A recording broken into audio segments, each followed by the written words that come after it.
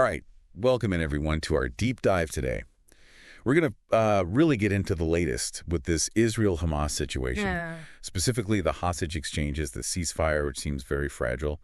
And of course, we're going to zoom in on some of the personal stories to really give you a sense of the human cost of all this. We've got a ton of sources to pull from, a lot more than usual, so this should be pretty insightful. News reports, timelines, we even have character bios to help us bring some of these people to life. You know, it's interesting to see how these hostage exchanges fit into the larger picture here. We have this ceasefire that just started, what was it? January 19th. January 19th, yeah. So very, very new after 16 months of war, pretty intense warfare. But it's facing a lot of challenges right now. Every step forward, it seems like there's a step back. You know, just on February 8th, we saw the 5th hostage exchange. 3 more Israeli civilians were released, but there are just these deep, deep tensions. Oh, absolutely. I mean, a total of 21 hostages have been freed by Hamas now. And over 730 Palestinian prisoners released by Israel since the ceasefire agreement began. I mean, it's a massive undertaking, especially with, you know, the deep mistrust that exists between the two sides. And speaking of that mistrust, I think that brings us to how these releases are even being handled, you know? Because the ICRC, the International Committee of the Red Cross, has actually expressed concern over what they're calling the stage-managed nature of these releases by Hamas. So, I mean, doesn't that kind of go against the whole humanitarian... It's a really good point. I mean, the ICRC, right, their mandate is to ensure the humane treatment of all parties involved in a conflict. And so their concern suggests that these releases might be more about political maneuvering than, you know, genuine humanitarian concern. You know, so it really raises questions about their motives and whether they're really committed to this ceasefire. And how do you think that affects the public perception? I mean, I guess on one hand you have the families who, of course, this is joyous for them, but then it's like, is this all for show? Right. I mean, it definitely complicates things. You know, obviously the families are overjoyed to have their loved ones back, but this whole political theater element, you know, it raises concerns about whether these releases are sustainable and if they're really contributing to building trust. It's almost as if Hamas is trying to control the narrative here. They want to appear as the good guys in this. Exactly. Now, shifting gears just slightly, I want to get into some of the individual stories coming out of these releases. One that really struck me was Eli Sharabi. Spent 16 months in captivity. Only to come home and find out his wife and 2 daughters were killed in that initial attack by Hamas back in October 2023. Oh, gosh. I can't even imagine what he must be going through. Yeah, it's just absolutely heartbreaking. And sadly, this highlights a really tragic reality for many of the hostages. They come home to a world that's totally changed, you know, having to grapple with immense loss and trauma while also trying to, I guess, reintegrate into a society that's moved on without them.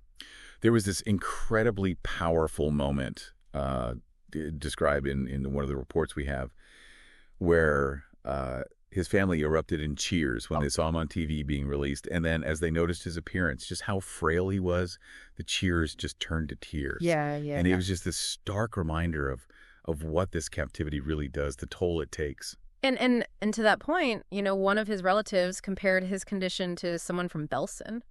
A World War II concentration camp. I mean, that comparison, it really underscores the trauma these hostages have endured. We're not just talking about physical hardship, but psychological as well. Of course, The uncertainty, the fear, the isolation, you know. It makes you wonder about the long-term effects. How do these individuals even begin to process all of this?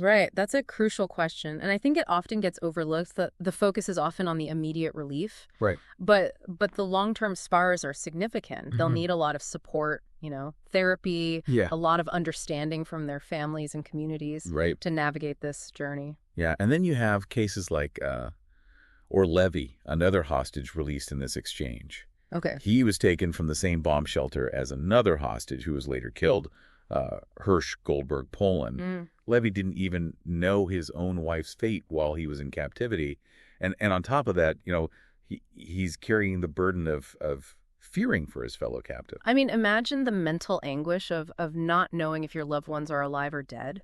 Yeah. And then having to come to terms with the loss of someone who shared that terrifying experience with you. It adds, another layer to an already traumatic situation. It's not just about coming home. It's about coming home to a world filled with grief and loss, Yeah, and to make things even more, I guess, bittersweet, Levy was reunited with his 3-year-old son.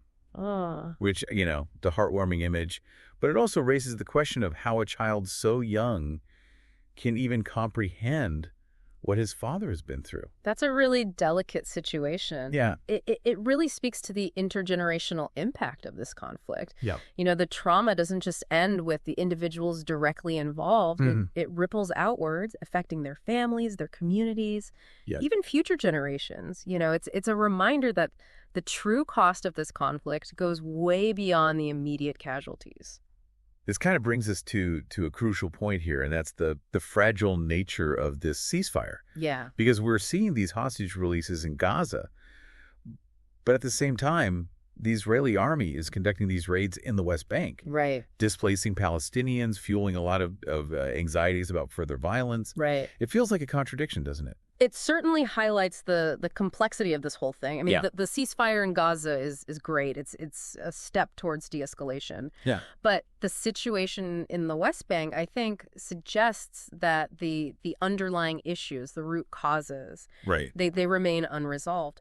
It's almost as if the conflict is changing forms, right? Right, yeah. It's shifting geographically, even as negotiations and these prisoner exchanges are taking place. And these raids in the West Bank are being described as, counterterrorism efforts.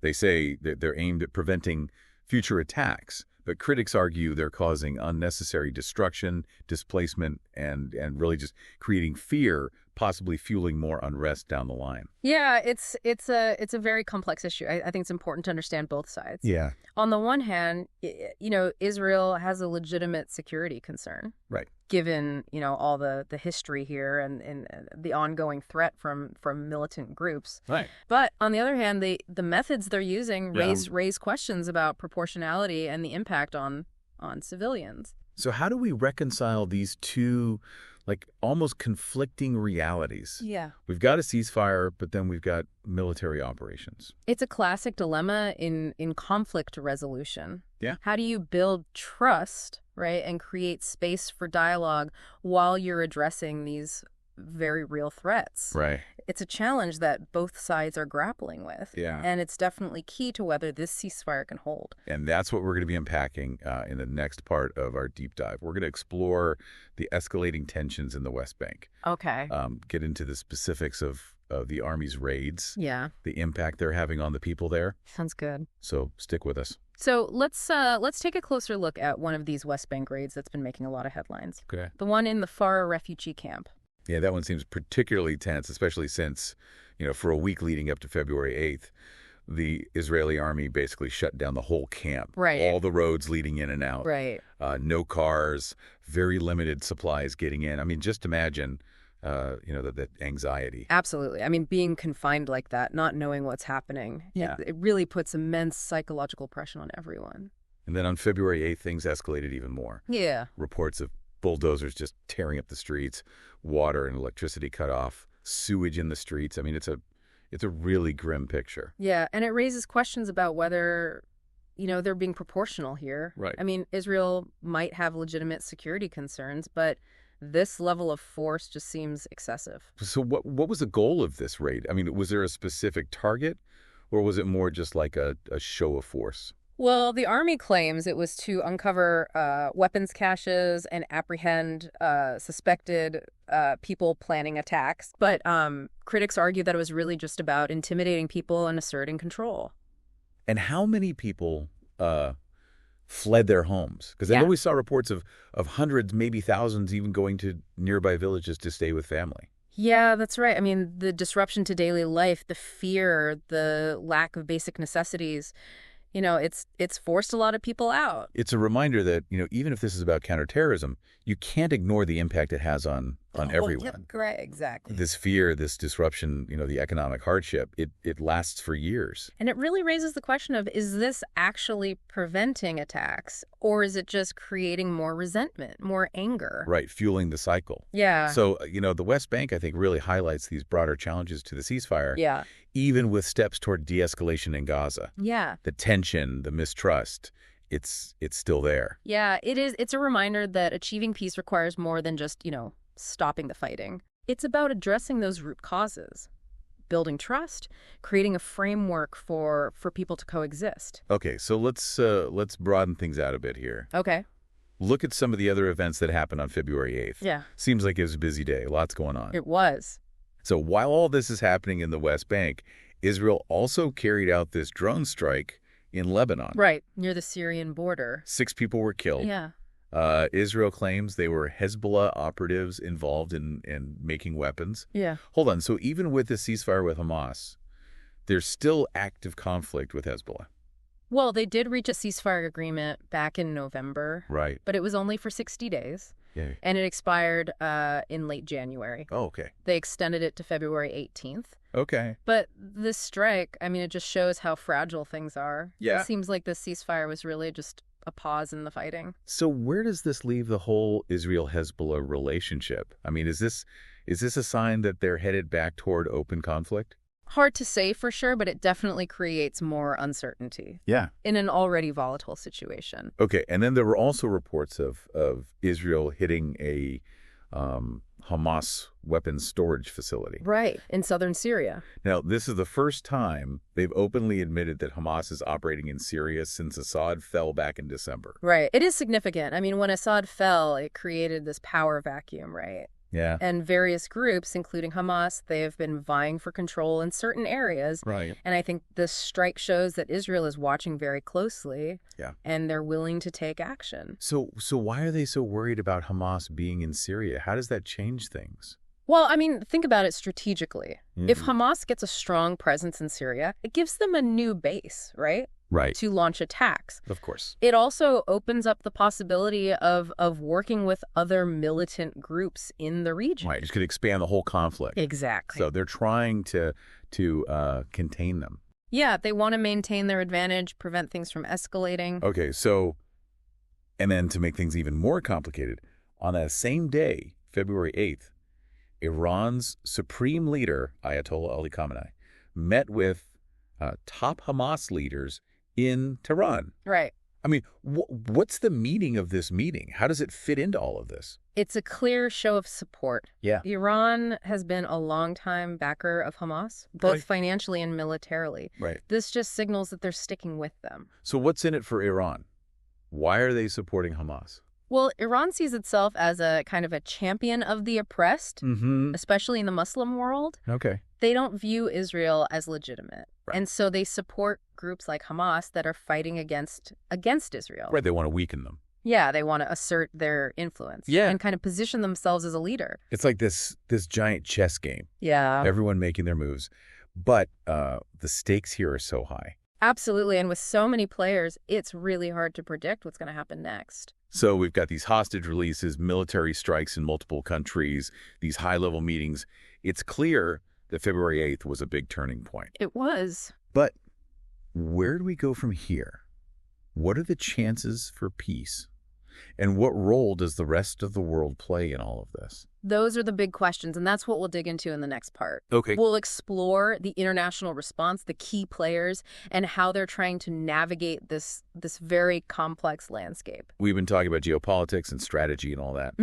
But, let's not lose sight of the human side of this conflict. These people, their stories, their hopes, their fears. Right. That's what I really want to focus on now. Yeah, it's easy to get caught up in the big picture, the power politics, but we have to remember that every decision has real consequences for people on the ground. Yeah. Their stories are what remind us of the true cost. Absolutely. And I think the families of these hostages really offer a window into that cost. Yeah. Like, take Eli Sharabi's family. They waited 16 months for him to come home. Right. Only to find out that his wife and daughters were killed.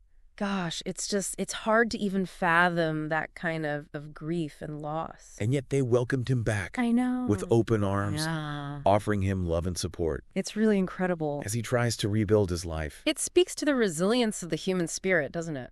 It really does. Even in the face of such tragedy. And what about, Levy, reunited with his 3-year-old son? Right. After 16 months? I mean, it's heartwarming, but it also makes you think about the long-term impact on both of them. Yeah. I mean, how do you even begin to explain something like that to a child that young? Yeah. How do you help them process those emotions, the loss, the fear? Yeah, it's something a lot of families dealing with conflict have to face. It is, and the trauma doesn't just vanish when the hostage is released. It lingers, it affects their relationships, their sense of self. Okay. And for a child especially, they're still developing their understanding of the world. Right.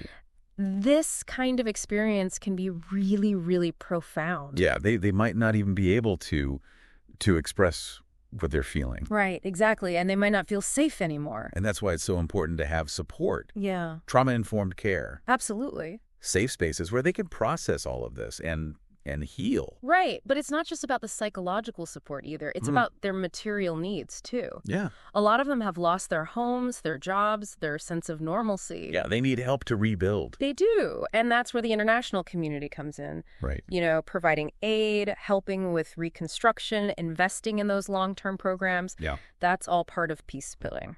Okay, so speaking of the international community, what has their response been to all of this? Well, it's been mixed. Some countries have condemned the violence, called for restraint. Others have been more cautious. Okay. Trying to keep everyone happy. And then there's Trump's proposal to move Palestinians out of Gaza. Right. That's been met with a lot of pushback. It has, yeah. Countries like Morocco and Iraq, they're calling it a violation of international law. Yeah, and a threat to regional stability. They don't think it's a real solution. Not at all. They think it'll just make things worse. So it seems like the world is kind of struggling to come together on this. They are. There's no unified front. Lots of talk, but not a lot of action. Yeah, and that makes it really hard to pressure either side to find a peaceful resolution. It also gives other players a chance to step in. Like Iran. Yeah. Which could further complicate things. So where does all of this leave us? Right. I mean, we've got this ceasefire. Hostages are being released. Can we be optimistic? Yeah. It's tough. It's really complicated. Yeah. I mean, the ceasefire's hanging by a thread. The underlying problems haven't gone away. Right. And the world can't agree on what to do. But you said there are glimmers of hope. I did. Like what? Tell me something good. Well, the ceasefire has held this long. Okay. That's something, right? Yeah. It means both sides are at least trying. Okay. Even if they don't agree on everything. Right. And the hostages were released. Yeah. Staged or not, it's a good thing. Yeah. It means communication is still happening. Great. And sometimes humanitarian concerns can actually win out. That's true. And everyone condemning Trump's proposal, well, that shows that the world is paying attention. Okay. They know a real solution needs to be found. Right. One that works for both sides.